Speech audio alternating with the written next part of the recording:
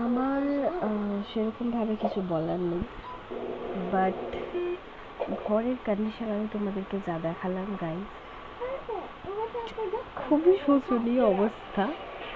But এটা সত্যি কথা যে যখন কিছু তৈরি হয়, তো পুরো ঘর ভাবো তোমরা যেখানেই থাকো, তোমরা কোনো রিলেটিভসদের বাড়িতে থাকো ইয়া কোনো ঘর ভাড়া নিয়ে থাকো, ঠিক আছে, তো ঘর ঠিক উলট পালট হয়ে যাবেই।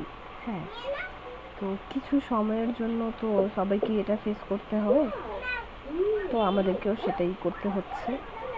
আর আমার বোন, সে ব্রড করে করেই পাচ্ছে না। তো দেখো, আমার বোন এখানে ব্রডে বসে আছে, ঠিক আছে, একটু হাই করে দে শ্রেয়া, আমার দিকে তাকিয়ে হাই করে দে, ঠিক আছে। তো বাকি আর কে কে আছে দেখাচ্ছি আমি ওপর থেকে উঁকি মেরে। এই যে আমার অলি বসে আছে, অলি, অলি ওপরে। আর এটা আমার মানতো শোনা, এই যে টিভি, আর আমি এখানে ওপরে বসে আছি, ঠিক আছে। মানে এই লিচিটাও আমার মা আমাকে এইরকম ভাবে ওপর থেকে দিয়েছে, তো আমি নিয়ে খেয়েছি, ঠিক আছে।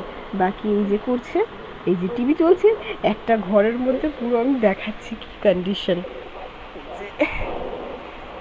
পুরো অবস্থা, পুরো অবস্থা খারাপ।